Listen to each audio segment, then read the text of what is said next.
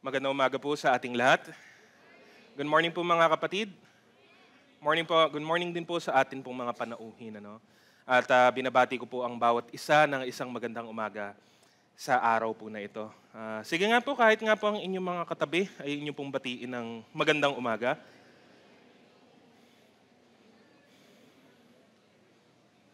Napakaganda po ng awitan po, ano? Amen po ba? No, at sige nga po, ibalik po natin sa Panginoon.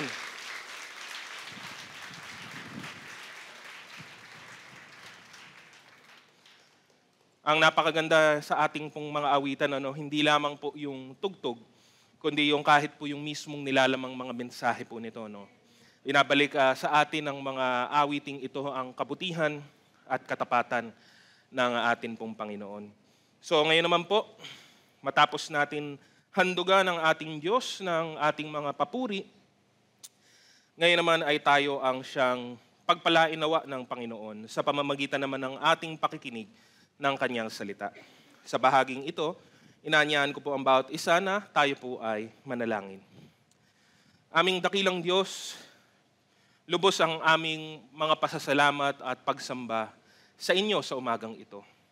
Tunay na napakabuti niyo, Panginoon, at karapat-dapat kayo, Panginoon, sa lahat ng aming mga handog. Ngayon naman, sa oras na ito, hinihiling namin ang inyong gabay, ang patnubay ng banal na Espiritu sa aming kalagitnaan. Nawa ang bawat isa ay makapakinig at makaunawa ng mabuti ayon po sa inyong mga salita. Siya po, Panginoong Diyos, ang siyang magkaloob ng karunungan at kaunawaan sa bawat isa po sa amin at higit sa lahat, hindi lamang namin maunawaan ang inyong mga salita, kundi maisapamuhay namin ito sa aming mga pang-araw-araw na mga gawain. Malugod kayo, Panginoong Diyos, sa aming gawain ngayong umagang ito at nawa malugod din kayo, Panginoon, sa aming mga buhay na ihahandog pa sa mga susunod pang mga panahon.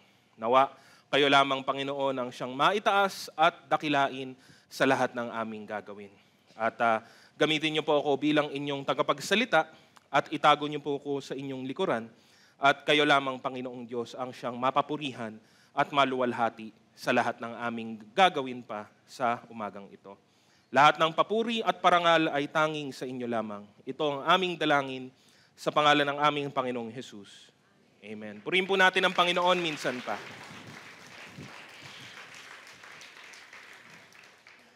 Noon pong nakaraang linggo, muli napakinggan muli natin ang talagang nakapagpapabago ng buhay natin na mensahe ukol sa ebanghelyo ng ating Panginoong Hesukristo. Patungkol sa kanyang napakatinding kagandahang loob. Katulad lamang ng atin pong inawit, yung kanyang amazing grace. Yung kanyang grace, yung kanyang mercy, yung kanyang habag, yung kanyang pag-ibig na napakadakila, galing po sa Diyos. Tungo sa atin na mga hindi naman po talaga karapat-dapat, mga makasalanang tao, subalit minahal pa rin ng atin pong Panginoon. Sa pamamagitan po ni Kristo, tayo po ay pinatawad na sa ating mga kasalanan at pinagkaloob na makapasok sa kanyang kaharian at sa kanyang presensya. Ang isang mahalagang aspeto ng kaligtasang atin pong tinanggap kay Hesukristo ay ang kalayaang ipinagkaloob po niya sa bawat isa sa atin. Kalayaang hindi po mura o cheap, hindi po siya cheapipay po, kundi kalayaang nabili sa napakalaking halaga sa pamamagitan ng kanyang sakripisyo. Ang isang Kristiyanong pinalaya ay pinalaya na magmula sa kasalanan at sa kautusan na gumagapos po sa kanya at pinagkalooban na ng bagong buhay. Isang kakaibang buhay galing po sa Diyos. Kaya sila na sumasampalataya kay Kristo ay dapat pong magtanda at dapat pong masinsinang bantayan ang kanilang mga pamumuhay ngayong sila ay nakipag-isa na sa Kanya.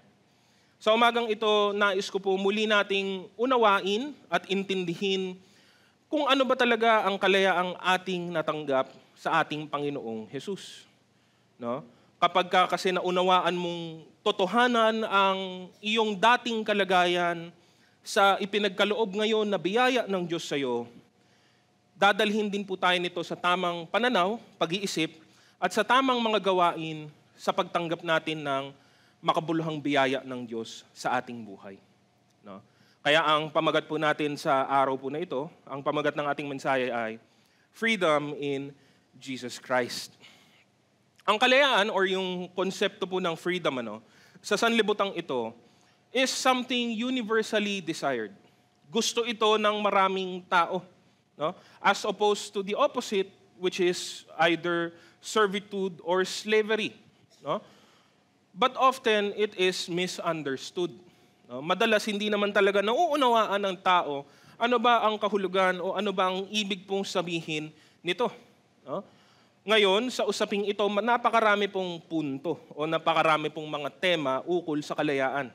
Iba't ibang uri nito, iba't ibang aspeto po nito, at ang napakarami din po nitong mga benepisyo.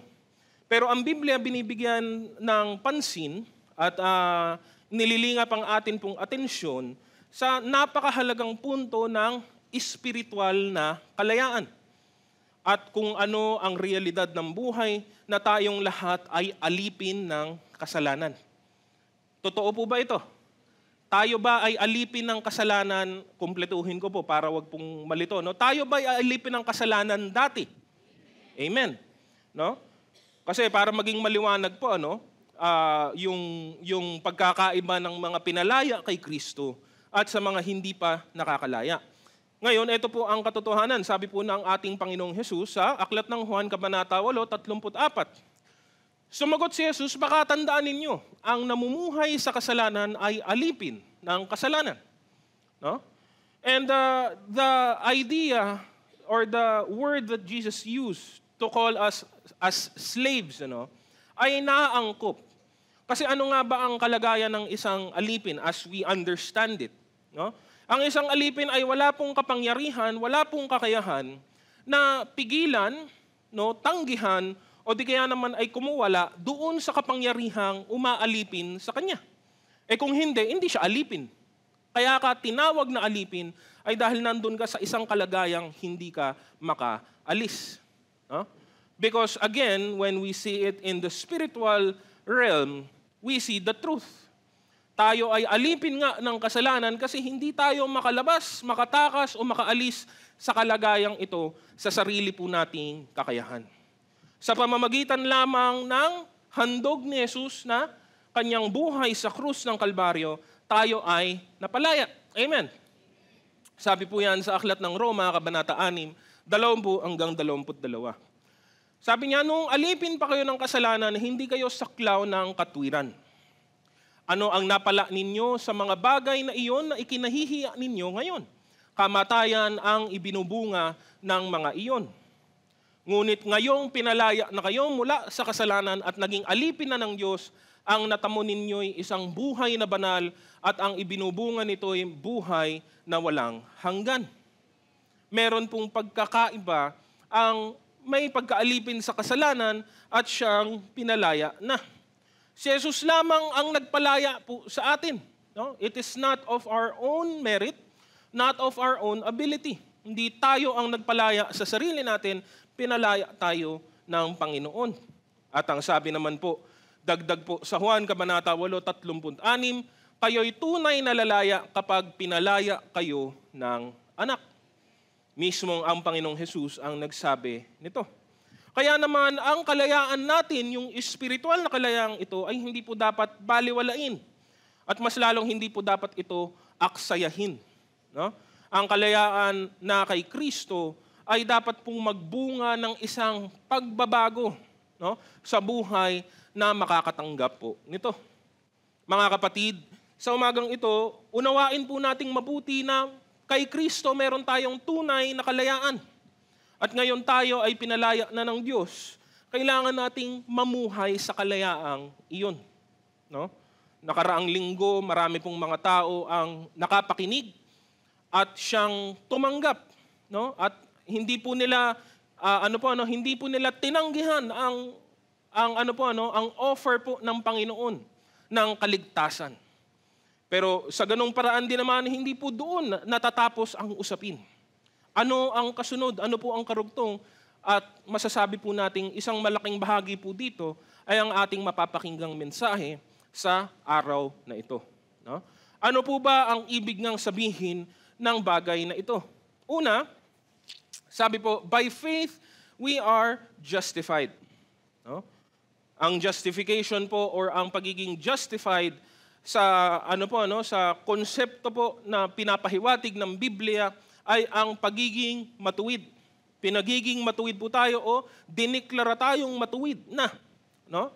In Christ we have been declared righteous not by our own works, not by our obedience to the law, na hindi naman po talaga natin kayang gawin, but because solely of our faith in Christ. Kaya nagiging matuwid ang tao ay dahil sa katwirang ibinibigay ni Kristo sa atin.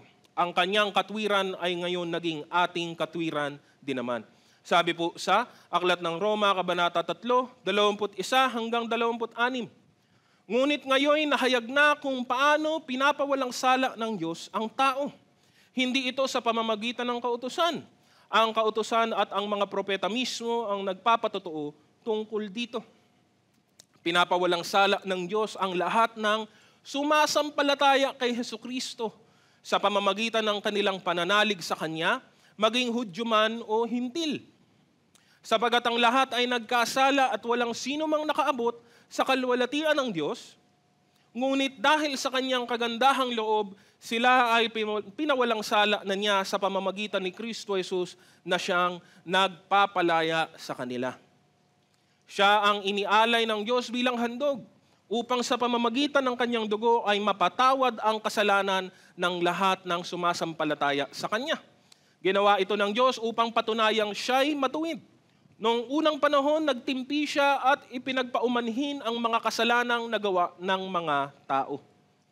Ngunit ngayon ay tuwirang ipinapakita ng Diyos na siya'y matuwid at siya ang nagpapawalang sala sa mga sumasampalataya kay Jesus. Napakabuti ng Panginoon, no? At dahilan lamang ng pagdating ng Panginoong Jesus, dahilan lamang ng pagsunod ng Panginoong Jesus sa layunin ng Ama sa kanyang buhay, kung bakit tayo ngayon ay pinawalang sala na, no? Yun po yung pinaka-closest na word, no? Translation po natin sa Tagalog po kasi, no? Sa word na justified or justification. Minsan ang ginagamit naman po sa Tagalog ay pinagiging matuwid, no? At inulit pa po ito ni Apostol Pablo ang napakatinding katotohanan pong ito sa aklat din po ng Roma, Kabanata 8, 1 hanggang 4. Sabi niya, kaya nga hindi nahahatulang maparusahan ang mga taong nakipag-isa na kay Kristo Jesus. Wala na ako sa kapangyarihan ng kasalanan at kamatayan sapagkat pinalaya na ako ng kapangyarihan ng Espiritong nagbibigay buhay sa pamamagitan ni Kristo Jesus. Ginawa ng Diyos ang hindi kayang gawin ng kautusan dahil sa likas na kahinaan ng tao. Isinugo niya ang kanyang sariling anak sa anyo ng taong makasalanan upang pawiin ang kasalanan. Sa gayon, hinatulan na niya ang kasalanang umaalipin sa tao. Ginawa ito ng Diyos upang ang panuntunan ng kautusan ay matupad na sa atin na namumuhay ayon sa Espiritu at hindi ayon sa hilig ng laman. Pangunahin po talaga kapansin-pansin sa anumang usapin ng biyaya ng Panginoon ay ang highlight po dito lagi ay kung ano ang ginawa at patuloy na ginagawa ng Diyos sa buhay po nating lahat, no? Kaya wala po tayong maaaring ipagmalaki. Yun po ang pangunahin pong mensahe nung nakaraang linggo po, di ba? Dahil wala po tayong pwedeng ipagmalaki, wala po tayong pwedeng ipagmayabang dahil lahat ng ito ay galing po sa Panginoon. When we have been justified, ang una po, letter A, no condemnation remains. No? Sabi po yan kanina sa binasa po natin sa aklat ng Roma, Kabanata 8. No? Wala na, hindi na po hahatulan. Yun po yung mas literal na translation natin sa Tagalog po. Dahil lahat po ay haharap sa darating na paghahatol ng Diyos. Lahat ng nilikha, no? Lahat ng tao ay tutungo sa trono ng Diyos sa takdang panahon and will be judged by the one and only judge, none other than God. No? And under the law, under sin, we are all under condemnation. Yun po ang dapat pong maintindihan ng marami. Nabasa din po natin kanina sa Roma 3:23. Lahat ay nagkasala at walang sino mang nakaabot sa kalwalatian po ng Diyos. No? In our natural state. No? At lagi ko pong pinapaalala to sa iba't ibang pagkakataon, sa atin pong relasyon sa Diyos. Lahat ng tao, no? Ito baka controversial pero hindi naman talaga. Sabihin ko po ng maliwanag, lahat ng tao meron pong relasyon sa Diyos. Ulitin ko, lahat ng tao, bawat isang tao ay meron pong relasyon sa Diyos. Pero ang tanong, anong klaseng relasyon ang meron ka sa Diyos? At sa relasyong ito, wala pong gitna. Wala pong neutral. Wala pong common ground. No? In this sense, dalawa lang naman ang laging pwedeng kalabasan po niyan. It's either you're in the positive, nasa mabuti kang kalagayan, or you're in the negative, nasa masama ka pong kalagayan. Ulitin ko, lahat ng tao ay meron pong relasyon sa Diyos. Ano yung relasyon na ito? Relasyon ng galit at puot. No? So it's true. Pwede tayong umuo. Lahat naman ng tao may relasyon sa Diyos. Tama ka naman sa isang banda. No? Pero anong klaseng relasyon meron ka? Because we, at one time, were under the wrath of God. No? Ang relasyon sa atin ng Diyos ay kaaway at kagalit. Tayo ay galit sa Diyos dahil sa ating kasalanan at ganun din naman galit sa atin ng Diyos dahil din sa ating mga pagsuway at pagsalansang ng kanyang kalooban. No? And under that natural state, because of sin, we were condemned. Sabi po sa Kabanatang 3:18 ng Juan, hindi hinahatulang maparusahan ang sumasampalataya sa anak.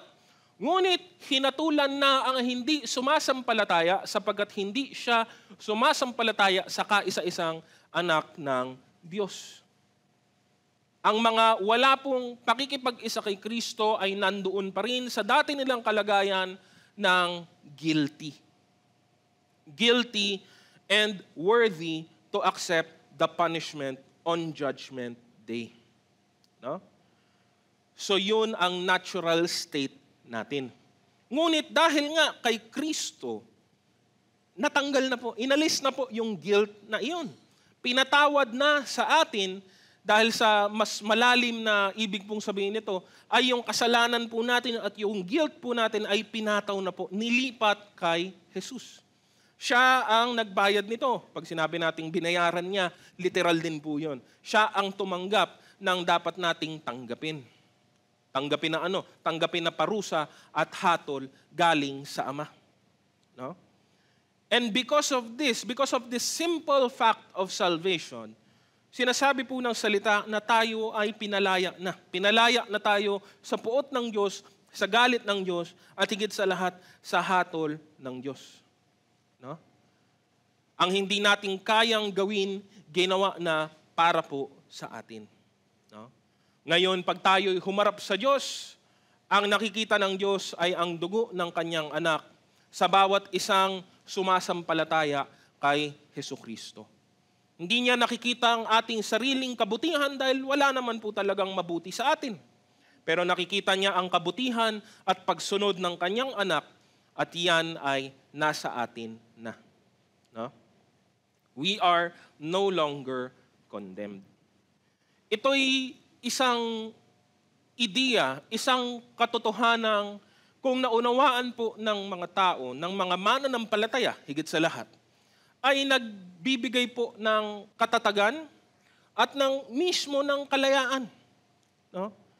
Hindi na tayo nagtatago, natatakot, hindi na tayo kinakabahan sa kung ano pa ang gagawin ng Diyos sa atin dahil ginawa na niya tayong matuwid. No? Dapat lang naman talagang parusahan na ang mga makasalanan, ngunit tayo ay pinatawad na ng Panginoon. You have been declared righteous because of Christ. Now, yun po yung letter B. For those who are in Jesus Christ. Para po sa kanila na meron po talagang tunay na ugnayan sa Panginoong Jesus natin. No? Hindi po lahat ay kasali po dito, hindi po ito pangkalahatan. No? Kung merong na kay Kristo, meron pong wala kay Kristo. Meron pong nakahiwalay kay Kristo. And many people claim, many people want to believe in the idea of universalism. Isang konsepto, isang kaisipan kung saan nagsasabi na hindi naman ang kapatawaran o ang kagandahang loob ng Diyos ay pinaparanas na niya sa lahat ng tao. No? Anong pinagkaiba sa mensaheng binabahagi po natin? Well, nandun po kasi yung napaka-specific na punto ng pananampalataya kay Kristo. Some would want to believe na kahit hindi sila manampalataya, tatanggap sila ng kaloob ng Diyos. I mean, bahala sila kung yun ang gusto mong paniwalaan. Doesn't help you kasi kahit naman paniwalaan mo ang isang bagay na hindi totoo, hindi pa rin naman po siya magkakatotoo. No? Kahit umasa ka ng isang bagay ay mangyayari, kung hindi naman ito nasa katwiran, wala naman ito sa katotohanan, wala pong mangyayari kahit panghawakan mo po ito. No? The Bible makes it clear time and time again that there are those who are in Christ and there are those who are not in Christ. No? At karapat-dapat nga ang ginagamit na katawagan ni Apostol Pablo sa kanila na mga wala pa kay Kristo, nasa ilalim pa po sila ng sumpa. No? Nasa ilalim pa po sila ng hatol. Isa po yan sa mga napaka-tinding pagsusuri na dapat pong pagdaanan ng bawat mananampalataya. No?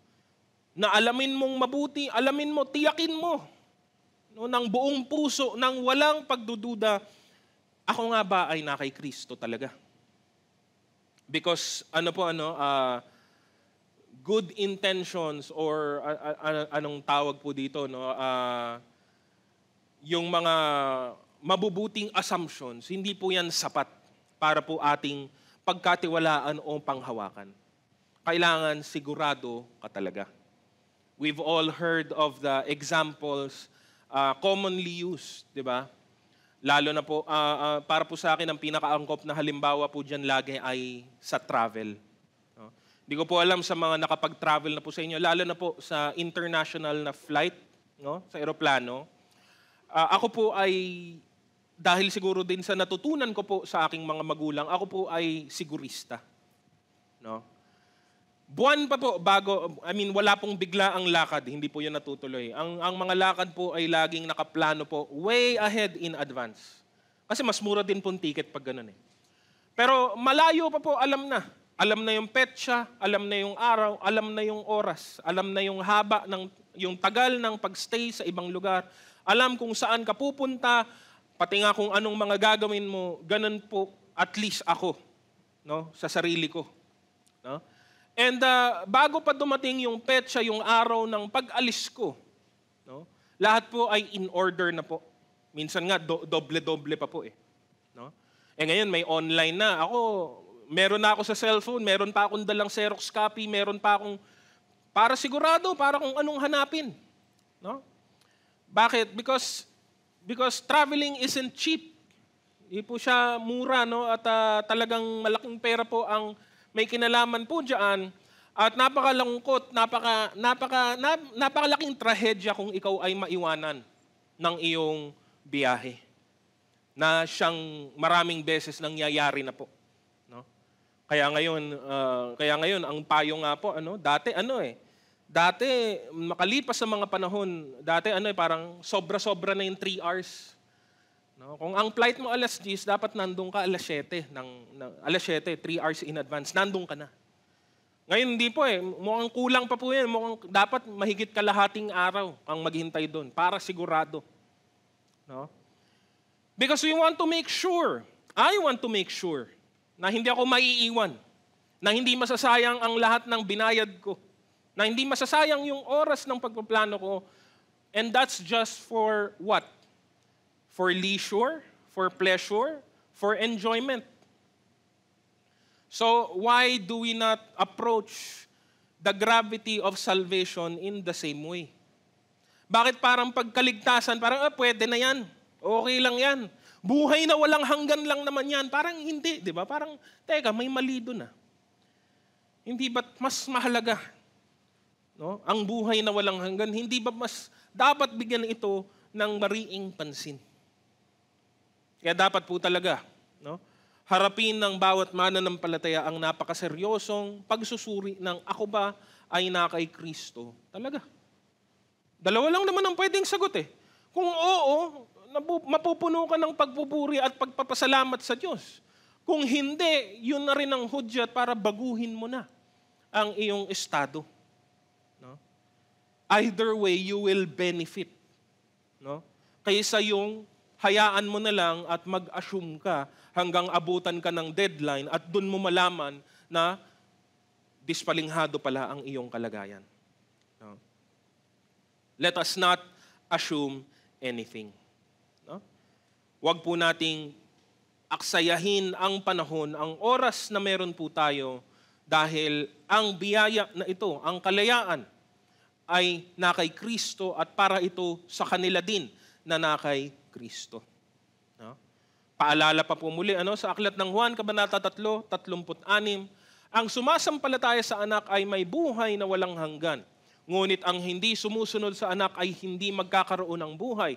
Sa halip, mananatili sa kanya ang puot ng Diyos. No? If you are in Christ, there is no condemnation. There is no more wrath of God. Pero kung ikaw ay wala naman kay Kristo, no?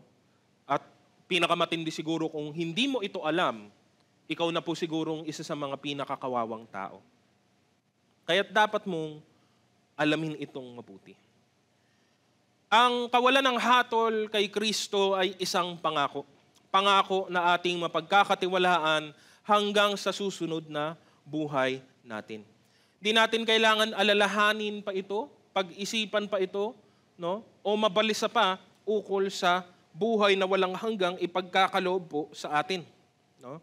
Wala pong sino mang pinalaya ni Kristo ay pupunta sa langit at sasabihin sa kanya na ay kulang yung requirements mo. Ay meron kang nakalimutan, ay hindi pa kumpleto, hindi po. Kung ikaw nga ay na kay Kristo, wala ka na pong kailangan alalahanin pa. No? Siyang nag-alay ng kanyang buhay, ang siyang nagligtas sa atin, ang siyang nagpaging matuwid sa atin at ang siyang nagpatawad sa atin, siya ding nagpalaya sa atin. No? Ang pinaka-seryosong paalala para ito sa mga nakay Kristo. No? Pangalawa po, life in the Spirit is made possible. No?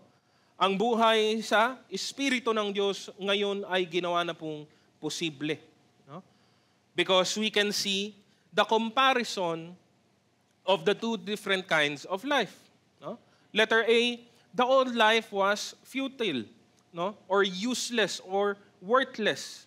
Wala pong kabuluhan ang dati pong buhay ng mga tao.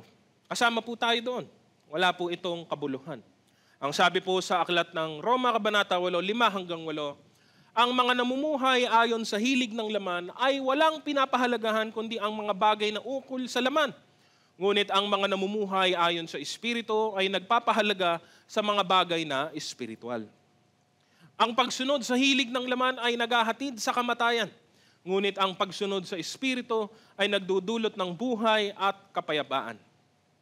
Kaya nga, kapag sinusunod ng tao ang mga hilig ng laman, siya ay nagiging kaaway ng Diyos sapagkat hindi niya sinusunod ang batas ng Diyos at talaga namang hindi niya kayang sundin ito. At ang nabubuhay ayon sa hilig ng laman ay hindi maaaring palugdan ng Diyos. No?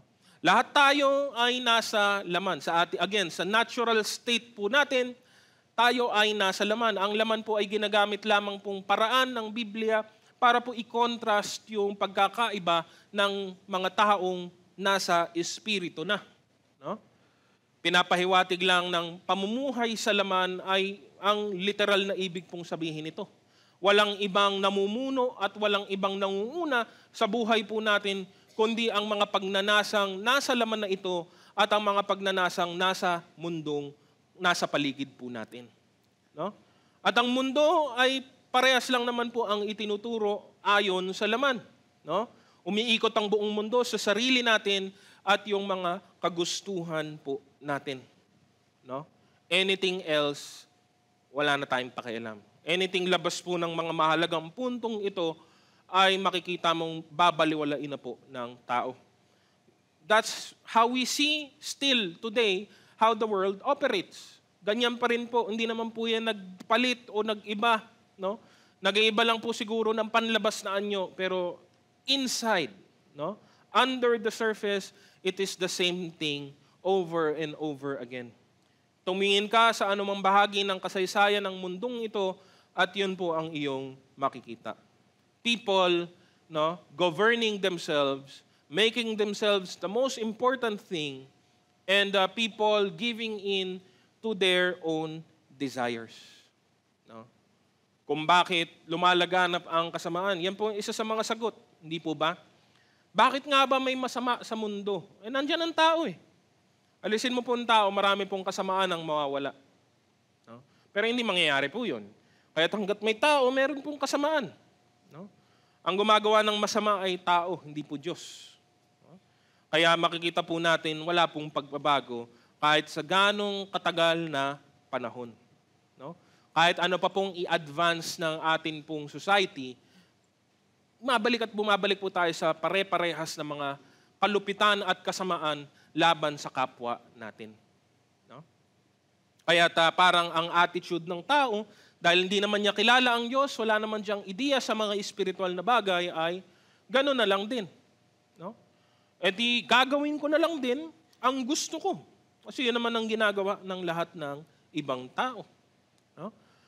Hence, nandun umiikot sa cycle na iyon. Kaya nga alipin po tayo eh. Wala po tayong makitang solusyon, wala po tayong makitang way out doon sa cycle na iyon. Our world revolved around ourselves and what we wanted to get. No? We always wanted to fulfill our flesh. No? And our desires in the flesh are all sin. No? Or eventually it became sin. No? Including immorality, impurity, sensuality, idolatry, rebellion, factions, envy, drunkenness, addiction, at marami pa pong iba. No? Ngayon, bakit ang mga bagay na ito magdudulot sa atin ng kamatayan? Dahil lahat sila ay kasalanan. No?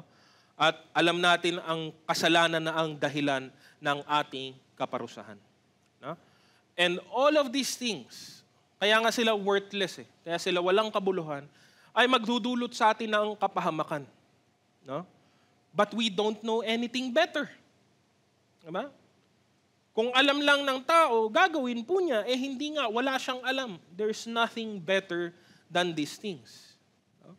Kaya, kanya-kanya na lang. Sige, gagawin ko na lang din. No? At etong dahilan kung bakit nga nagagalit ang Diyos, napopuot ang Diyos, at bakit din tayo parurusahan. The only thing we cared about was our own desires and pleasures. No? Nabanggit din sa talatang binasa po natin, wala nga tayong pakialam at wala din tayong pagnanasa na sumunod sa kautusan ng Diyos. At kung gustuhin man natin, ang sabi po ng talata, kung gugustuhin man natin na hindi naman nang mangyayari talaga, pero kung gustuhin man natin na sumunod sa kautusan ng Diyos, hindi pa rin natin magagawa dahil nga sa ating pagkaalipin sa laman. Kaya kawawa po ang tao. Ang tunay na kalagayan ng tao ay kawawa. Ito po ang isa ding paalala po sa atin pong mga mananampalataya.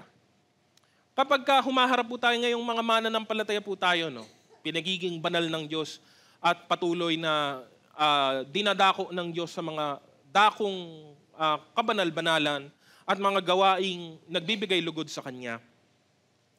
Kung minsan hindi po natin maiwasan na pag nakakita po tayo ng ibang taong wala pa pong ugnayan sa Diyos, mga taong masasama ang ugali, masasama ang gawain, masama ang pag-iisip, at kung minsan hindi tayo, alam mo yun, wala tayong gana o walang udyok sa ating mga puso na abutin ang mga taong ito.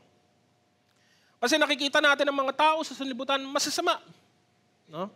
At siguro sasabihin ng marami na masama naman talaga tayong lahat. Pero hindi po yung normal na kasamaan ang tinutukoy ko. Tinutukoy ko po yung ubod ng kasamaan. Alam kong may kakilala kayong ganyan. Kapitbahay, katrabaho, kasama. Yung mga taong ubod ng kasamaan. Mga taong masasama talagang ugali. Pero ang mensaheng ito, ang puntong ito, itong letter A po ng number 2, ang siyang nagpapaalala kung bakit kaawa-awa ang tao. Kasi nga, itong nagpapaalala sa atin na wala naman kasing kapangyarihan ang tao na makalaya sa kanyang sariling kakayahan.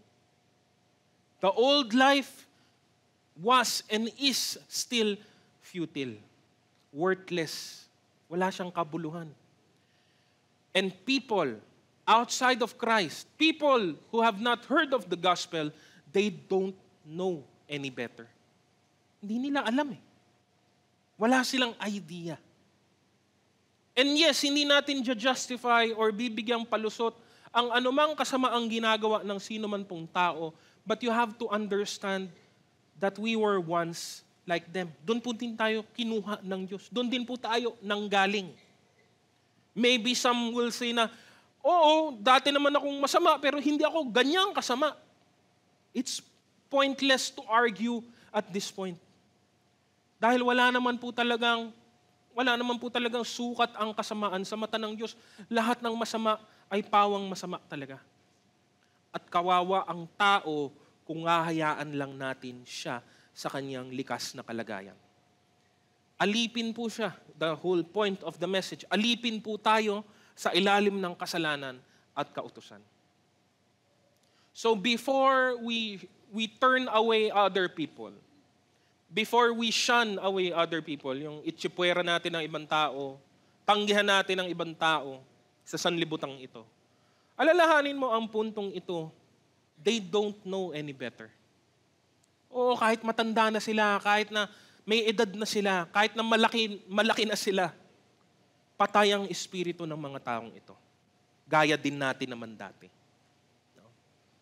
Ang punto, ganito ang ikot ng buhay ng mga taong walang pagkakilala sa Diyos. Silang mga nasa laman ay hindi kahit kailan kalulugdan ng Diyos. No? At hindi nila malulugod ang Diyos din kahit ano pa ang gawin nila. It is a hopeless situation. No? Diba? I mean, hindi pa yun yung pinaka-masaklap na bagay. No?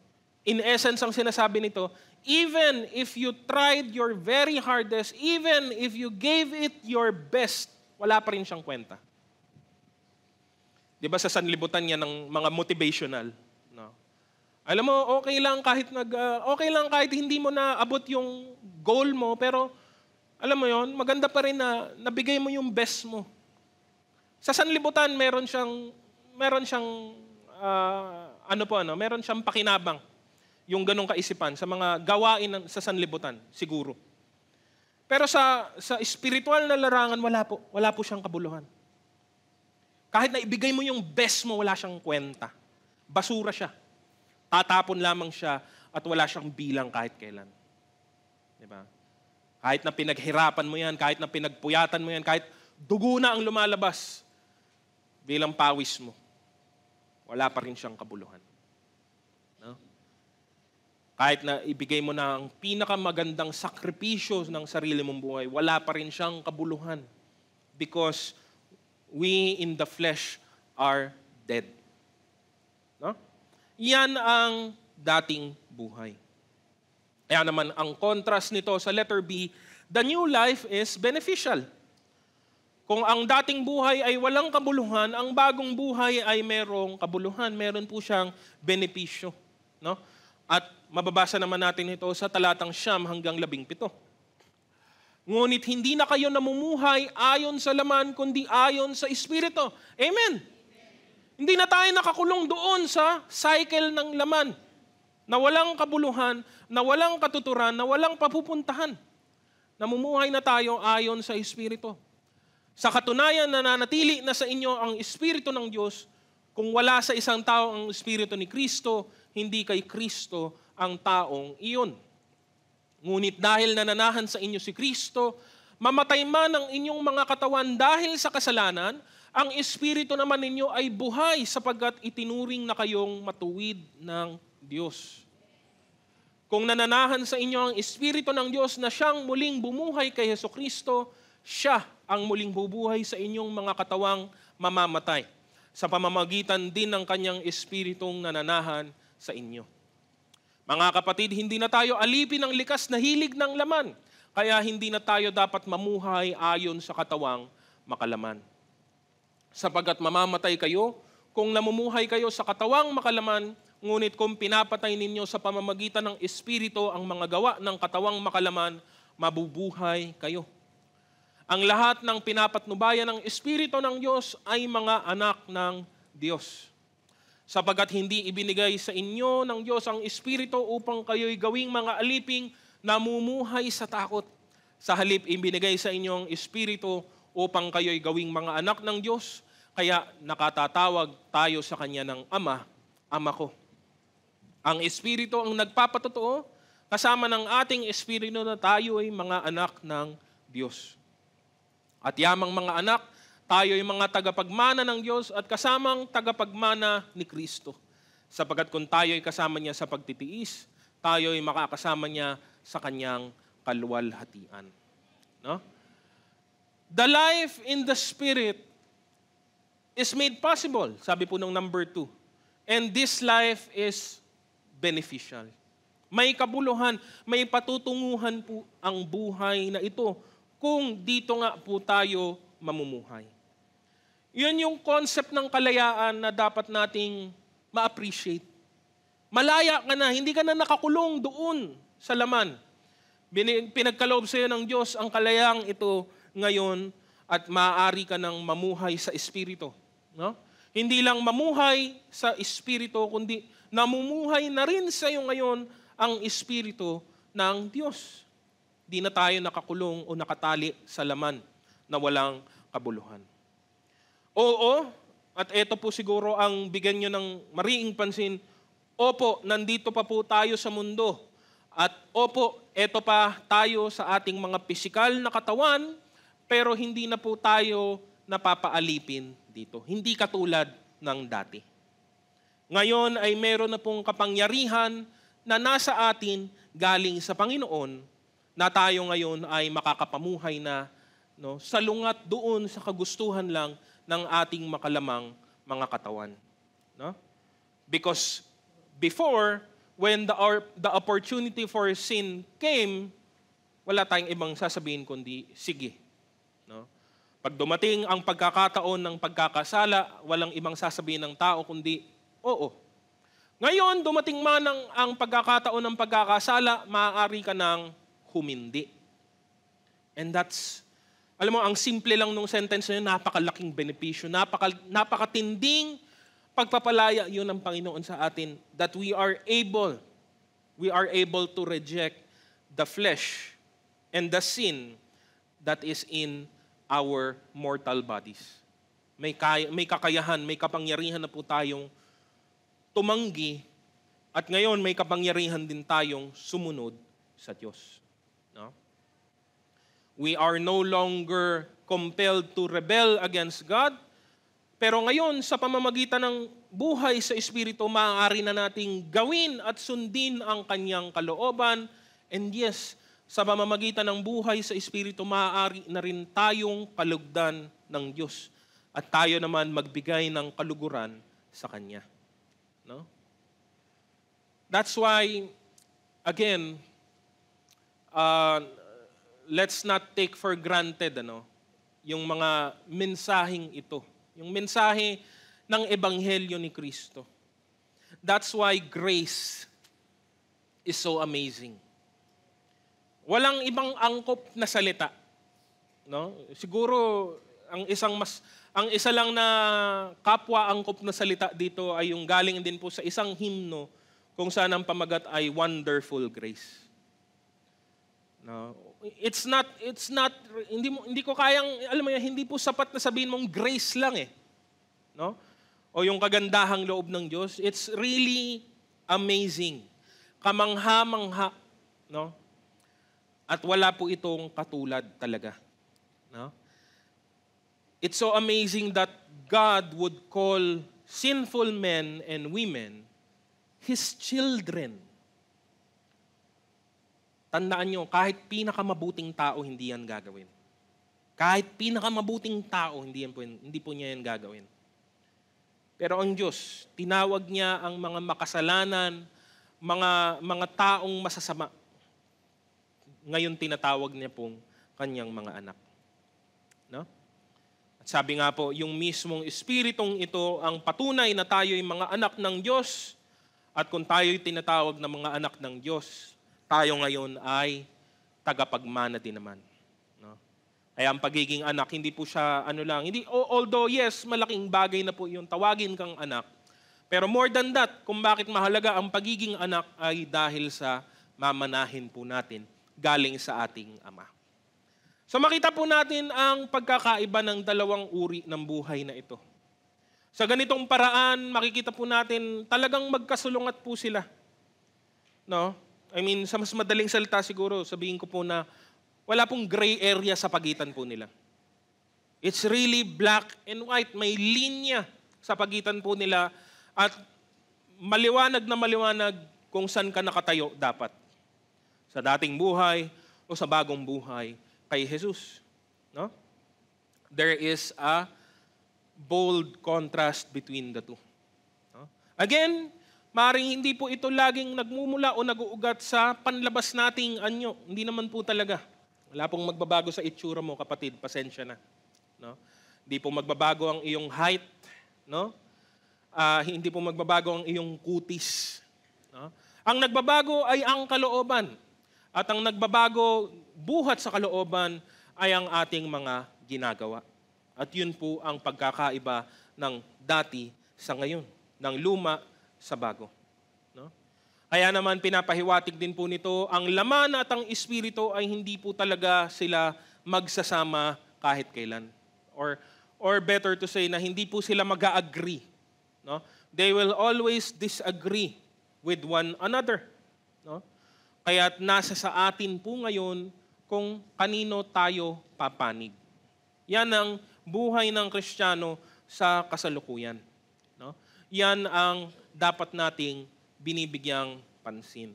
Kaya doon po tayo patungo. Number 3, live as truly free people. No? Yan po ang biyaya ng kalayaang binibigay ng ating Panginoong Hesus, pero hindi pa po doon natatapos. Laking biyaya ng pinalaya ka, pero mas malaking biyaya na mamuhay ka ng tunay na malaya. No? Kasi nakaka-disappoint, napakasama ng dating sa atin pong pakiramdam na makita ang mga pinalayang mga tao na namumuhay pa rin na parang alipin. No? Kaya dahil din dito, ito din ang dahilan kung minsan kung bakit question ang kapangyarihan o ang katotohanan na binibigay po ng Diyos. No? Tunay na tayo ay pinalaya na ni Kristo. Pero kung hindi natin ito inuunawa, at lalo pa kung hindi natin ito ipinapamuhay, then again, babalik na naman tayo sa walang kabuluhan din ang lahat ng ito. Paalala ni Apostol Pablo sa Galatia Kabanata 5, talatang 1, malaya na tayo dahil pinalaya tayo ni Kristo. Amen. Pero ano yung karugtong? Kaya magpakatatag kayo at huwag nang paalipin pang muli. No? Kaya gustong-gusto ko po yung no? Gustong-gusto ko po yung awit.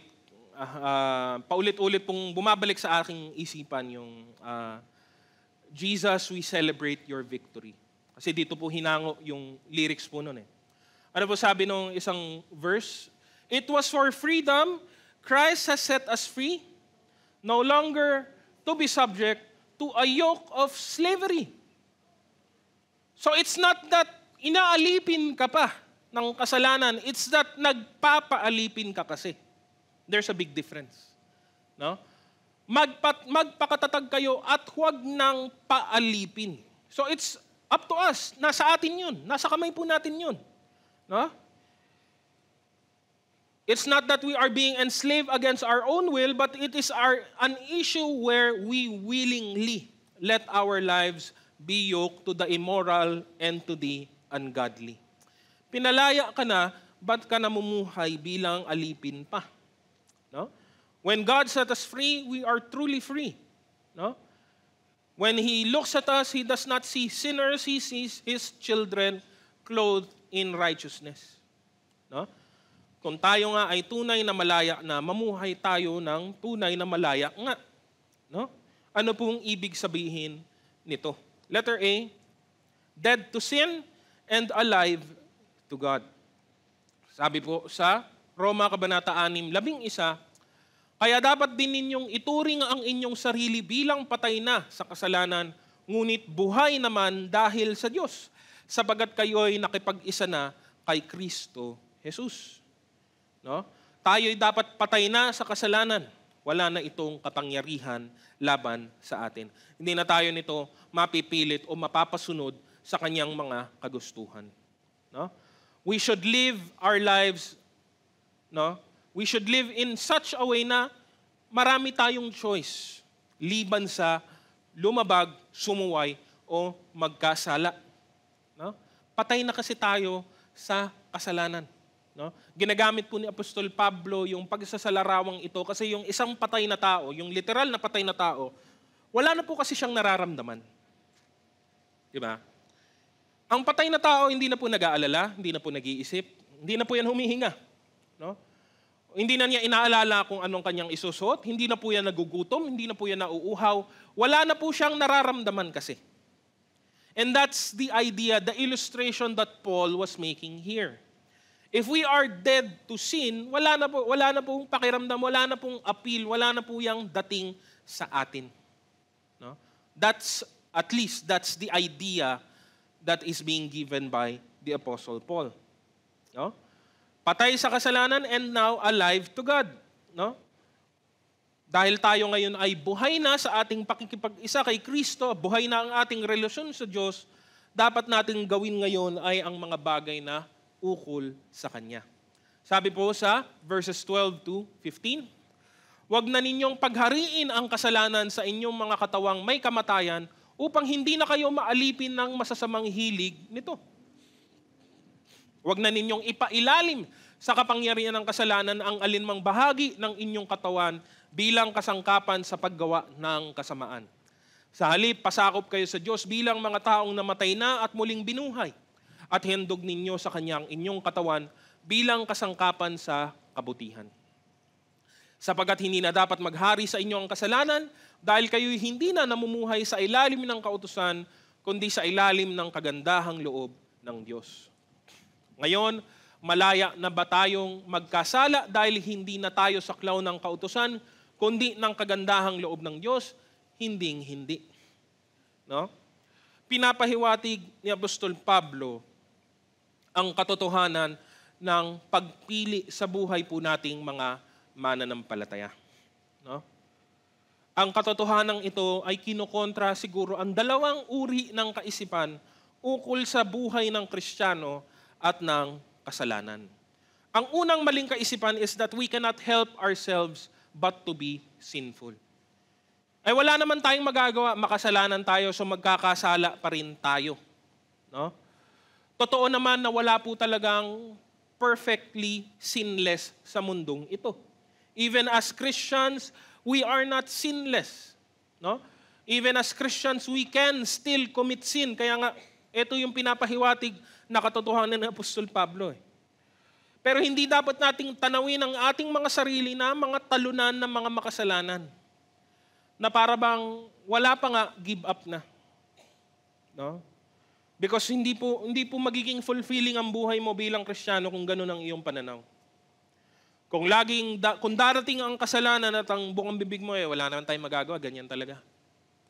That's not the life of a Christian who is in Christ. No? We are not defeated sinners, but victorious saints. No? Kaya minsan mas madaling makapasok ang kasalanan sa buhay natin kasi parang hindi na natin kinokontra kasi. No? Para bang give up na agad, kaya wala pong kabuluhan. No? Kaya mas madaling magkasala kasi wala ka ng pakialam or tanggap mo na. Hindi po dapat ganoon. No? Ang kasalanan ay kamuhi-muhi at hindi po kanais-nais. At ito ay tinatanggihan at nilalayuan sa bawat pagkakataon. No? Pangalawang pananaw naman ay yung nandito sa huling bahagi. No? Okay lang naman magkasala kasi pinapatawad naman tayo ng Diyos. Mali din po. No? Totoo na nagpapatawad ang Diyos pero never pong sinabi kahit kailan na okay lang pong magkasala. No? Dahil silang mga pinalaya ay patay na po dapat sa kasalanan. Again, they should be disgusted by it. No? Alam niyo yung kadiri. Iba-iba po ang atin pong tolerance kung ano ang kadiri. No? At maaaring yung pinandidirian mo ay iba sa ibang tao at yung pinandidirian ng ibang tao ay hindi naman kadiri sa'yo. Pero we all get the concept of kadiri. Yun na lang pong gagamitin ko. No? Bakit po? Kasi pag kadiri sa'yo yung isang bagay, hindi mo, talagang ayaw mo dito. Tama po ba? No? Marami po siguro. No? Dito. At hindi po yan nagtatangi, lalaki man o babae. Marami po nandidiri, halimbawa sa ipis. Tama po ba? No? Tama po ba? Mali ba ako? Ako lang ba? No? Kahit po ako, hindi ako takot, pero alam mo yon, pag nakakita ko, ayokong dapuan ako, syempre. No? Alam mo yon, hindi ka mapakali. Pag may ipis na gumagapang, may mga tao, wala lang sa kanila eh. No? Saludo ko sa kanila. No? Pero may mga tao na, alam mo yon, parang kita mo sa gilid ng mata mo, may gumagapang doon ah. Hindi na po yan matitiis. Either kailangan mong lumayo, o kung mas matapang ka ng konti, kailangan mong patayin. Because it's disgusting to you. And lalo pa sa mas masasahol na mga bagay. No? Mga marurumi, mga hindi ka nais-nais at may mga bagay na hindi talaga hinahawakan o alam mo yung mga bagay na hindi talaga dapat pong galawin. Sin should be like that. Paulit-ulit po tayo pero ganun po ang kasalanan dapat sa buhay ng isang mananampalataya. It's not something to keep.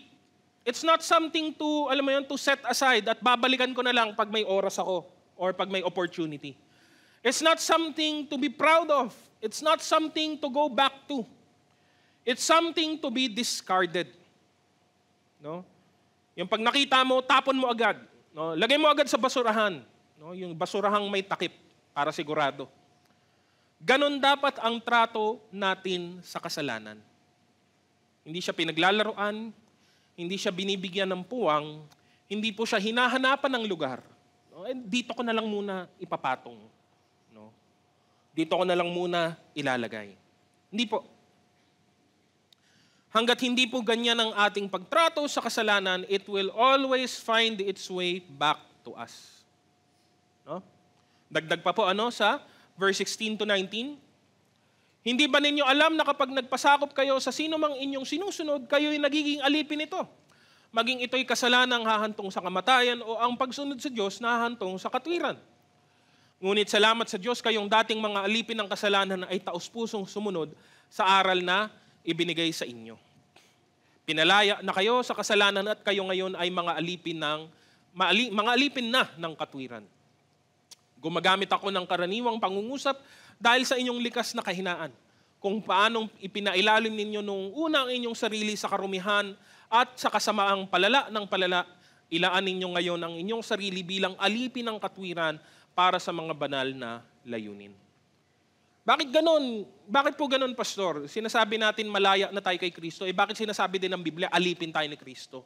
Bakit ganon? Hindi ba magkasalungat yon? Hindi ba ang malaya ay malaya at ang alipin ay hindi malaya?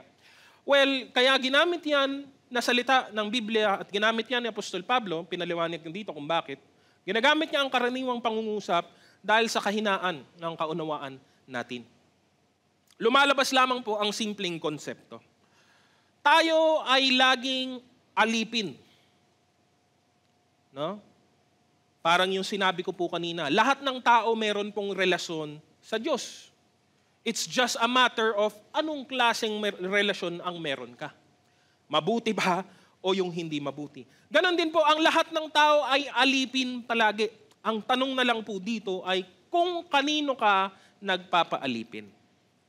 Sa mas madaling salita o sa mas mababaw na salita, lahat tayo meron pong sinusunod na Panginoon. Kung hindi yan Diyos, ang Panginoon mo ay either ang sarili mo, ang mga pagnanasa mo, ang sanlibutang ito. It's always that issue of lordship. Because we will always follow our Lord. Ang tanong, sino ang Lord ng buhay mo? No? And that is the point of Romans chapter 6. Kanino ka nagpapaalipin? Sino ang sinusunod mo? Kanino ka nagpapasakop? Sino ang ginagawa mong Panginoon? At ang sinasabi niya, dapat nating gawing Panginoon ay ang Diyos na buhay. Hindi ang laman, hindi ang kasalanan, hindi ang ating mga sarili. Di ba naalala niyo, sinabi niya ni Joshua, no? Sa dulo ng kanyang aklat, sabi niya, choose this day whom you will serve. No? Piliin niyo ngayon sino ang inyong paglilingkuran. Because we will always be serving someone. We will always be under someone. Ngayon, ang kalayaan ay mamili kung ano ang gagawin mo, kung sino ang susundin mo. Sabi ni Pablo, mamili kayong mabuti. Huwag niyo nang paglingkuran, huwag na kayong magpaalipin sa kasalanan, pero paalipin kayo sa Diyos. Paglingkuran niyo ang Diyos. No? Diba? Again, there is that illustration of the prison doors being opened. No? Ang isang nakakulong at binuksan na po ang pintuan ng kulungan, bukas na po ang lahat ng pintuan hanggang makalabas ka ng kalsada. Bagamat bukas na po ang bawat pintuan sa loob ng kulungan, yung taong nakakulong dati ay pinili pa rin pong doon manirahan. Anytime pwede siyang lumabas. At any moment, lalakad lang siya, hahakbang lang siya, at makakalabas na po siya ng kulungan. Pero bagamat bukas na po ang lahat ng pintuan, pinipili pa rin po niyang mamuhay sa loob ng bilanggo. Even though bukas ng lahat ng pinto. Ganon po ang itsura ng mananampalataya na nagpapaalipin pa rin po sa kasalanan. Pinalaya ka na ni Kristo, pero kung hindi mo naman papahalagahan ang kalayaang ito, ganon din po ang mangyayari. Para kang bilanggo na pinalaya, pero pinipili mo pa rin mamuhay sa loob ng kulungan. No? Piliin mo kung anong gusto mo. Piliin mo ang mabuti at kaaya-aya. Yun dapat ang tamang sagot po. Pero ang punto po, it is up to us. No? Kaya nga, letter B, to be free is to live anew. No? A person set free by God is not the same person that was once there before. No? Hindi lamang tayo pinalaya ng Diyos. No? Malaya ka na. And then after that, bahala ka na sa buhay mo. Hindi. Hindi po ganun ang ginawa ng Panginoon. Bagamat kung yun lang ang ginawa ng Diyos, malaki na rin ang pasasalamat natin sa Kanya. Pero hindi nga po doon kasi natapos eh. Pinalaya niya tayo magmula sa pagkaalipin natin, pero sa isang banda, ginawa din po niya tayong bago. Sabi po sa 2 Korinto Kabanata 5:17. Kaya't kung nakipag-isa na kay Kristo ang isang tao, isa na siyang bagong nilalang. Wala na ang dati niyang pagkatao, sa halip ito'y napalitan na ng bago. May maganda pong mga talata po sa Colossus na nagpapahiwatig nito. No? Sabi, wala na po ang dati. Ano po yung dati? Sabi po sa Colossus, Kabanata 3, 5-11. Kaya dapat nang mawala sa inyo ang mga pagnanasang makalaman, ang pakikiapid, kahalayan, mahalay na simboyo ng damdamin, masasamang nasa, at ang kasakiman na isang uri ng pagsamba sa Diyos-Diyosan. Dahil sa mga ito, tatanggap ng parusa ng Diyos ang mga taong ayaw pasakop sa Kanya. Kayo man ay namuhay din ayon sa mga pitang iyon, nang kayo ay pinaghaharian pa ng mga ito. Ngunit ngayon, itakwil na ninyo ang lahat ng galit, puot at sama ng loob. Iwasan na ninyo ang panlalait at malaswang pananalita. Huwag kayong magsisinungaling sa isa't isa, sapagat hinubad na ninyo ang dati ninyong pagkatao, pati ang mga gawa nito. Isinuot ninyo ang bagong pagkatao na patuloy na nababago at nagiging kalarawan ng Diyos na lumikha sa inyo upang lalo ninyo siyang makilala.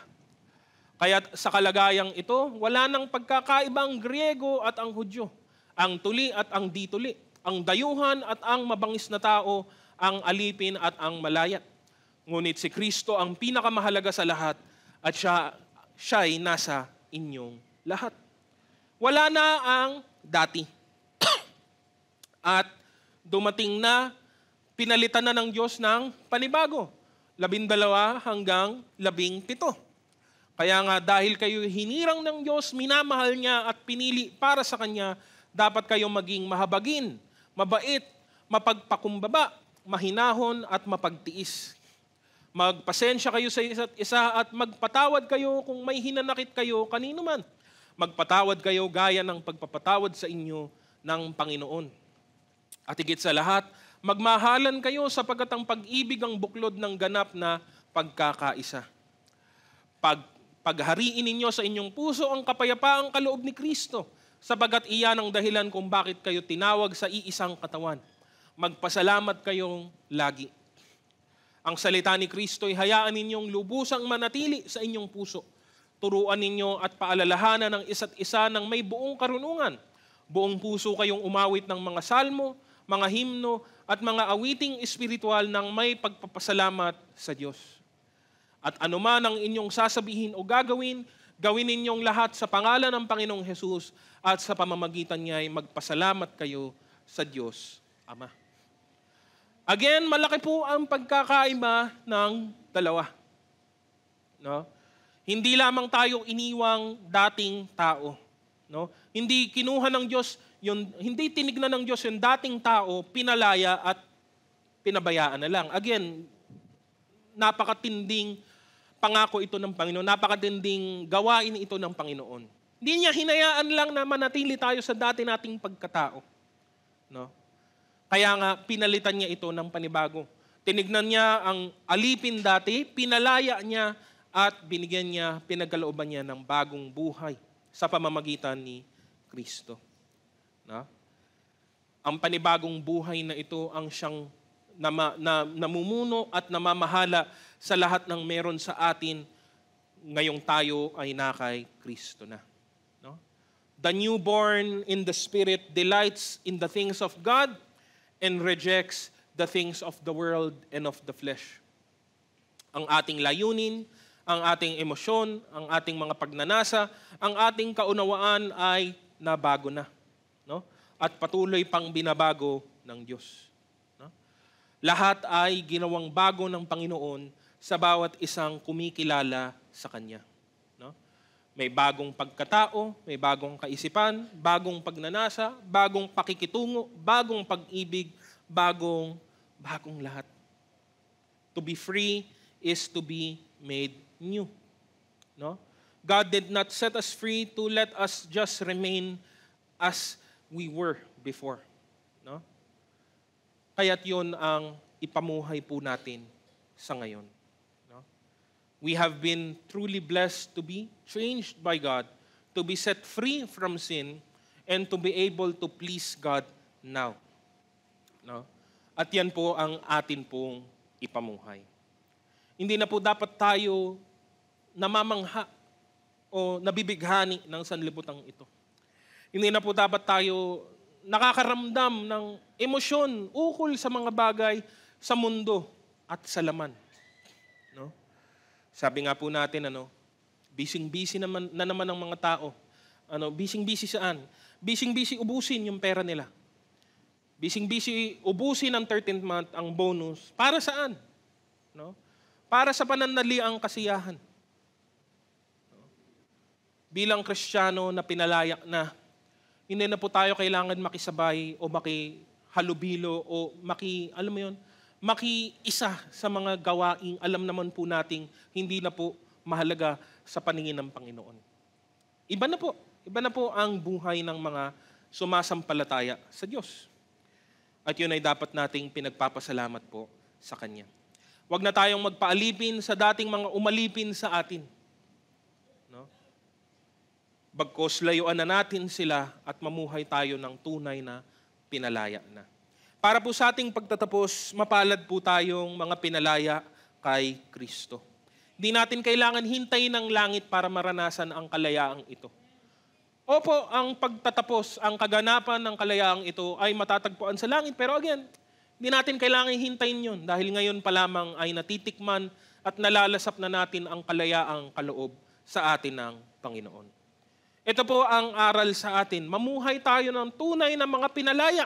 Malaya na sa kasalanan, malaya nang sumunod sa kalooban ng Diyos.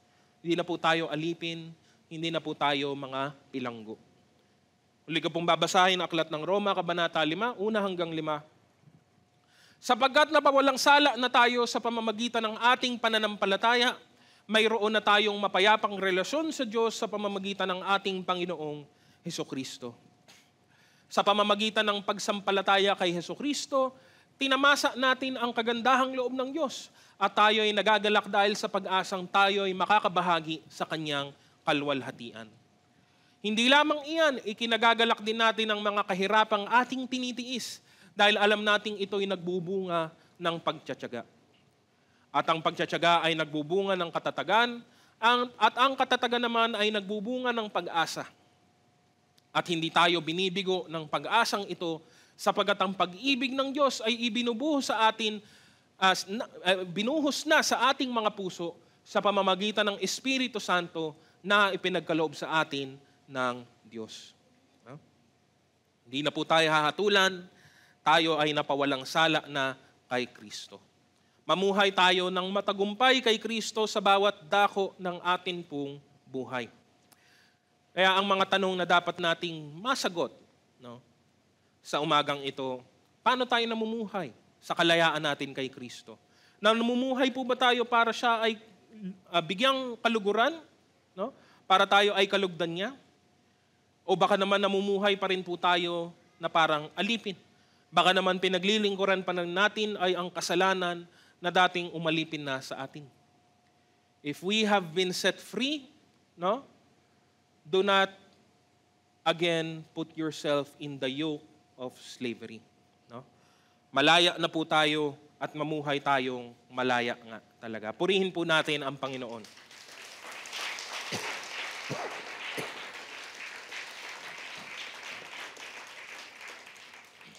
Sa pagtatapos po natin, inaanyahan ko po ang bawat isa na tumayo po at tayo po ay manalangin. Aming dakilang Diyos, muli nagpapasalamat po kami sa mensaheng amin pong napakinggan sa umagang ito. Higit sa lahat, Panginoon, nawa ang mensaheng ito ay tumimo talaga sa aming mga puso, sa aming mga isipan, at talagang kumilos ito. Mapakilos kami nito, Panginoong Diyos, dahil ito naman talaga ang inyong kalooban. Salamat, Panginoon, dahil sa kalayaang ipinagkaloob ninyo. Pero wag naman namin sanang aksayahin o baliwalain ang mga biyayang ito na ibinubuhos ninyo. Mamuhay kami ayon sa inyong kalooban. Mamuhay kami bilang mga pinalaya na nga sa Panginoong Hesus. At wag na naming balikan ang nakakapanira at nakakapahamak na mga kasalanan na ultimo magdudulot sa amin ng kamatayan. Patuloy ninyo kaming patatagin, Panginoon, palakasin, at nawa lalo na sa aming mga bagong mga kapatid kay Kristo, naway bigyan nyo kami ng espiritual na katatagan at kalaguan sa bawat araw na dumarating. At ang bawat isa, Panginoon, ay maghatid ng kaluguran at kagalakan sa inyong puso sa lahat ng aming mga gawain. Pinupuri ka namin, Panginoon, at kayo lamang ang aming sinasamba sa umagang ito. Tanggapin po natin ang bendisyon. Ang Diyos na nagbibigay sa atin ng pag-asa, ang magkaloob nawa sa inyo ng kagalakan at kapayapaan sa pananalig upang sumagana kayo sa pag-asa sa pamamagitan ng kapangyarihan ng Espiritu Santo. Sumainyo nawa ang Diyos na pinagmumulan ng ating kapayapaan. Ang lahat ng pinagpala sa umagang ito ay magsabi ng Amen. Purihin po natin ang Panginoon at magbatean po tayo sa bawat isa.